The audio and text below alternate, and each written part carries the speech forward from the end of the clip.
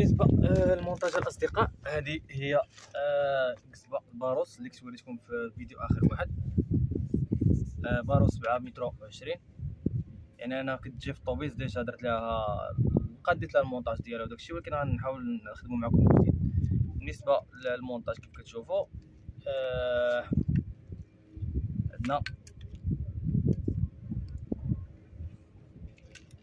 هذا هو الخيط الرئيسي اللي كيجي من الماكينه، كنشدوه كندخلوه في لي زانو اللي هما هادو، كنخرجوه من الفوق، كناخذوا هذاك الخيط الرئيسي اللي هو هذا، كناخذوا فيه واحد الفرشيه صغيره بحال هذه، فرشيه صغيره بحال هذه، وكنديروا كنلصقوا معاه واحد الترقيعه تقريبا قد تكون واحد 30 سنتيم ولا 35 سنتيم بحال هكاك ديال العشرين. كنركبوا فيه واحد الفيزكا بحال هذه كتشوفوها هي، وكنركبوا فيه واحد الخوليدوري، يعني هذا هو اللي تنشدوا به الخيط ديال الماكينه والخيط ديال الترقيعه، وكنديروا واحد القميه مصاور، واحد الترصيصه صغيره هي هذه. هذا هو المونتاج. بالنسبه لشحال غنطلع الفرشيه ولا شحال غنهبطها، هذه كتحكم على المصيد، يعني المصيد هو اللي كيقول لك شحال غتطلع وشحال غتهبط.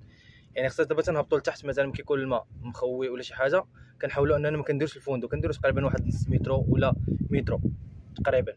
ملي كيكون تقريبا الماء طالع، يعني الماء معمر مزيان في المصيد، كنحاولوا نديروا واحد مترو ونص حتى المترو و70 بحال هكاك. المهم كما قلت لكم المصيد هو اللي كيحكم على شحال كنطلع هاد الغمازه او هاد البوشون.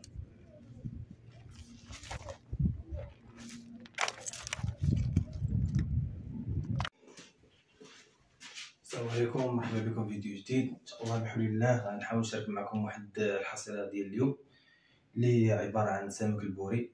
يعني اول مره غنصيد هاد الحجم ديال البوري وحبيت نشاركو معكم. بسم الله.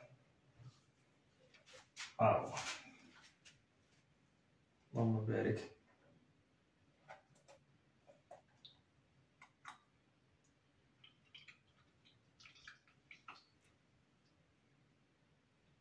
اول مره نصيد هاد الحجم هذا.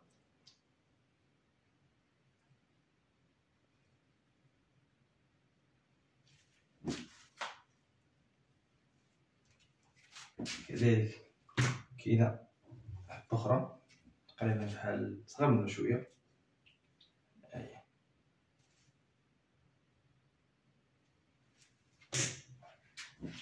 الله.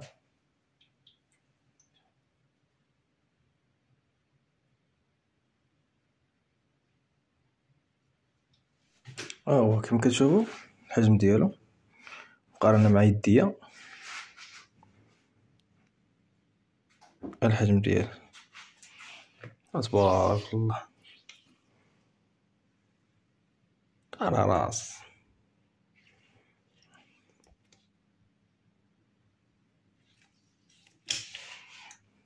درعي.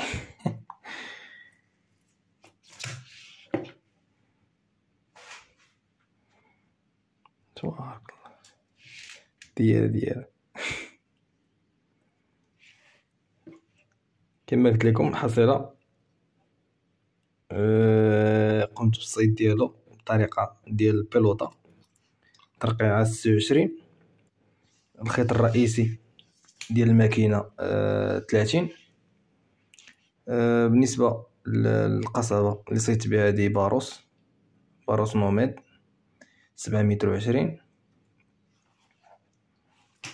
الطعم كذلك كما قلت لكم بيلوطه بالسردين، مزيد ديال مزيد ديال سنيكرز. تبارك الله، صراحه اول مره نصيد هاد. تحيه لخويا الحسين، فيديو ان شاء الله اخر.